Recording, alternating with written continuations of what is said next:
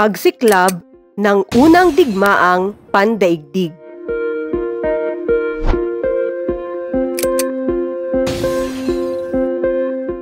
Ang unang digmaang pandaigdig ay hindi basta sumiklab. Ito'y bunga ng matagal ng tensyon at ambisyon ng mga makapangyarihang bansa.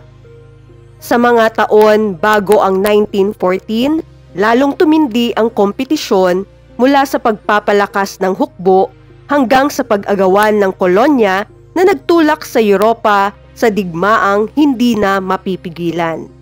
Balikan natin ito sa aral ng nakaraan, sandigan ng kinabukasan. The main reason behind the Great War. Tukuyin ang inilalarawan ng bawat pahayag. Ito ay ang pagkakampihan ng mga bansa sa Europe bago nagsimula ang unang digmaang pandaigdig. Alyansahan. Ito ay tumutukoy sa pagpapalawak ng kapangyarihan at kayamanan ng isang bansa sa pamamagitan ng pananakop sa mga mas mahihinang bansa. Imperialismo. Ito ay tumutukoy sa masidhing pagmamahal sa sariling bayan o bansa. Nasyonalismo. Ito ay tumutukoy sa pagpapahusay, pagpaparami ng armas at pagpapalakas ng mga sandatahang lakas ng mga bansa sa Europa. Militarismo. Ito ang rehiyon sa Europe na tinaguriang Powder Keg of Europe dahil dito nagsimula ang tensyon na naging mitya ng unang digmaang pandaigdig. Balkan Peninsula. Muli, alyansahan, imperialismo, nasyonalismo, militarismo, Balkan Peninsula. Ang mga pangunahing sanhi ng pagsiklab ng unang digmaang pandaigdig ay ang alyansahan, imperialismo, masidhing damdaming nasyonalismo at militarismo. Ngunit ang mga kaganapan sa Balkan Peninsula na tinaguriang Powder Keg of Europe ang nagsilbing spark o mitya na tuluyang nagpasiklab sa digmaan. Ang spark mula sa Balkan. Ang simula ng lahat. Tuklasin kung bakit tinaguriang Powder Keg of Europe ang Balkan Peninsula at kung paano nagsimula sa isang trahedya ang digmaang nagdulot ng apoy sa buong mundo. 1908, ang pag-angkin sa Bosnia. Inangkin ng Austria-Hungary ang Bosnia-Herzegovina mula sa mahina ng Ottoman Empire. Nagalit ang Serbia dahil nais nitong mapabilang ang Bosnia sa mga bansang Slav sa ilalim ng Greater Serbia. 1912 to 1913, Balkan Wars. Binuo ang Balkan League ng Serbia, Greece, Montenegro at Bulgaria upang paalisin ang Imperyong Ottoman sa Balkan. Nagtagumpay sila, ngunit nag-away sa hatian ng teritoryo, lalo na sa Macedonia. Pan-Slavism at ang Black Hand.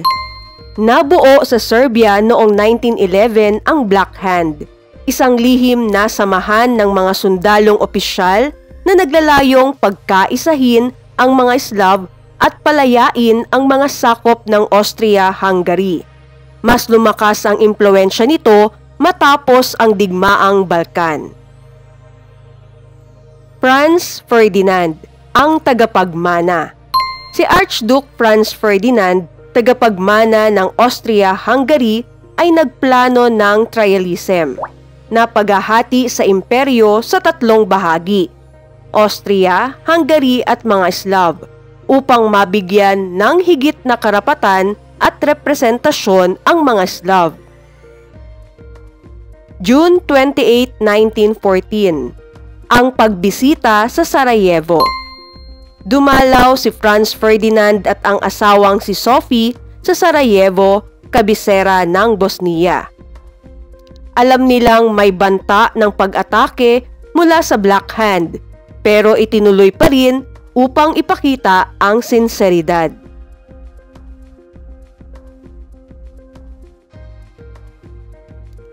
Ang pag-atake. Sa makitid na kalye ng Sarajevo, nabigo ang unang pagtatangka ng Black Hand na pasabugin ang sasakyan ng Archduke.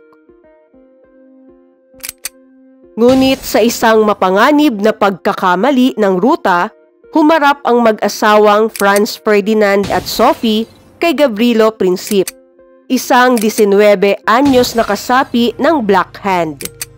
Sa ilang segundo, umalingaw-ngaw ang putok ng baril at bumagsak ang mag-asawa.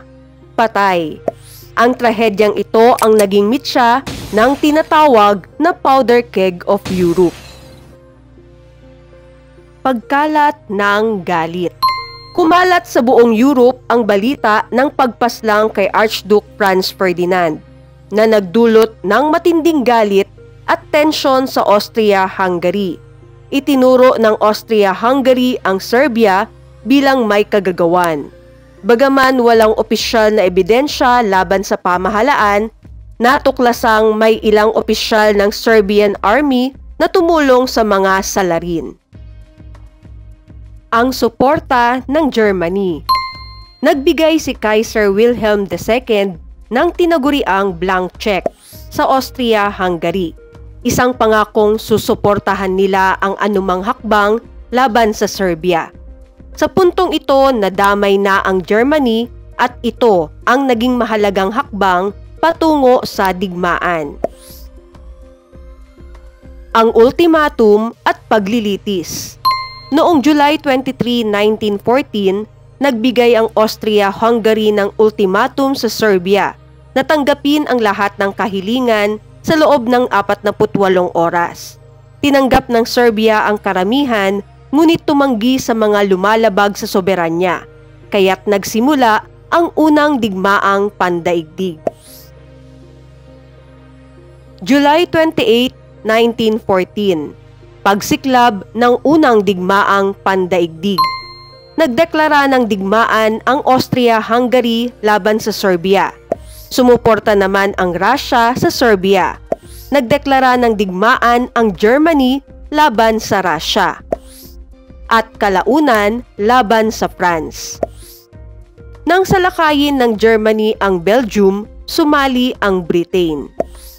Mula sa Balkan, kumalat ang apoy ng digmaan sa buong Europa.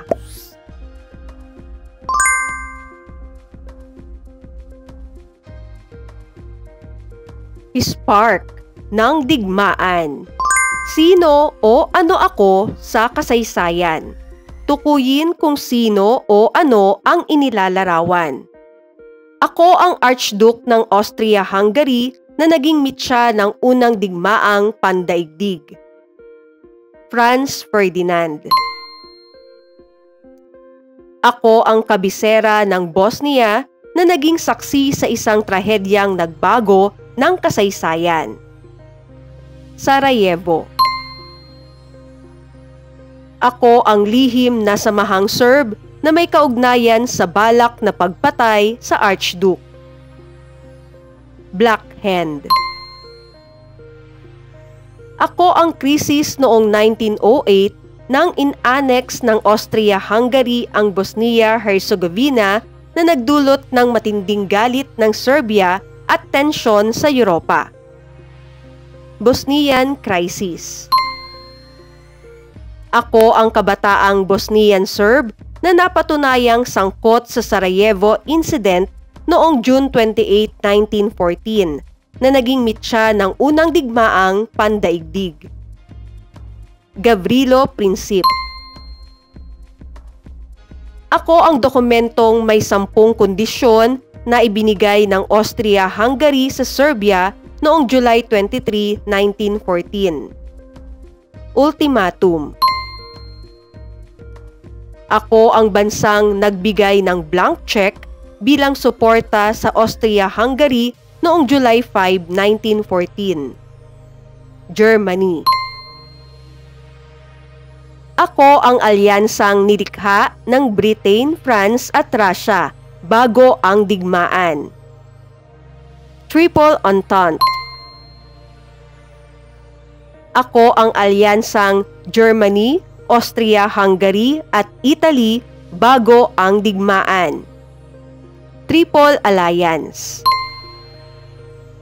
Ako ang petsa ng deklarasyon ng digmaan ng Austria-Hungary laban sa Serbia. July 28, 1914. May mga sandali sa kasaysayan na hindi na maibabalik, gaya ng mahigit 16 na milyong buhay na nawala sa unang digmaang pandaigdig. Anumang paliwanag o pagsisisi, nangyari na ang nangyari. Ngunit sa pag-aaral ng araling panlipunan, natututo tayong suriin ang mga desisyon at kilos ng tao at bansa. Kung makatao pa ba ito o makabansa. Mahirap humusga kung mabuti ang isang hakbang, lalo kung mabuti lamang ito para sa isang panig. Sa digmaan, ang tunggalian ng pambansang interes at karapatang pantao ay laging hamon. Kaya naway matuto tayong magpasya ng may pag-unawa gamit ang ebidensya at kritikal na pag-iisip. Dahil sa bawat kwento ng kasaysayan, ang parehong panig ay may sariling dahilan. Pero tandaan, ang tunay na kabutihan ay hindi dapat pabor lang sa isang panig, kundi nakabatay sa katarungan at kabutihang panlahat. Hatol ng kasaysayan. Lagyan ng check kung makatarungan, X kung hindi makatarungan, at timbangan kung depende sa konteksto. Ibigay ang maikling paliwanag batay sa ebidensya. Rubrik sa pagmamarka. Pagpaslang kay Archduke Franz Ferdinand ni Gavrilo Princip. Pagbibigay ng blank check ng Germany sa Austria-Hungary laban sa Serbia. Pagbalewala ng Austria-Hungary sa tugon ng Serbia at pagdeklara ng digmaan. Pagsama ng Russia sa digmaan upang ipagtanggol ang Serbia. Pagsali ng Britain sa digmaan matapos salakayin ng Germany ang Belgium.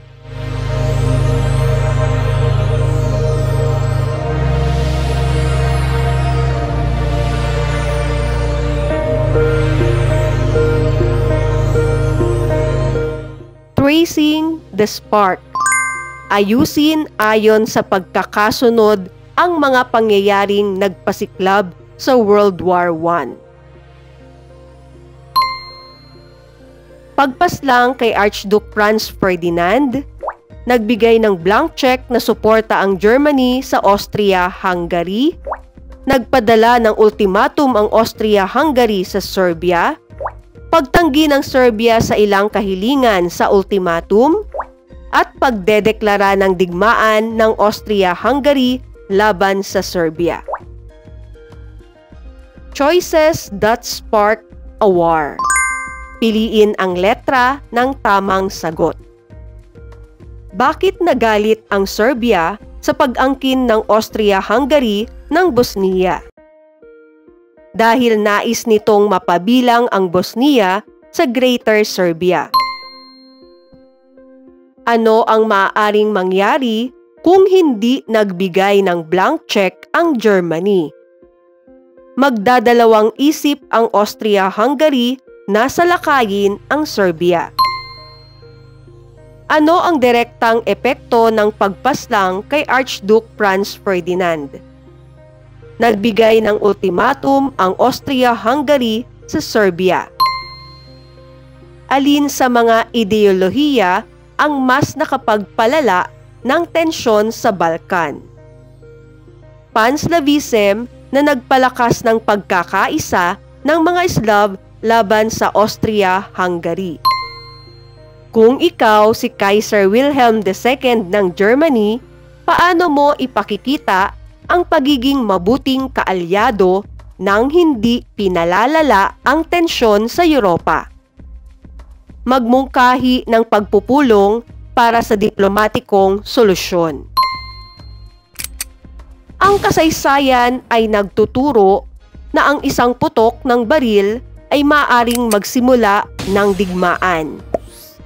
Ngunit ang isang bukas na isip ang makakapili ng kapayapaan.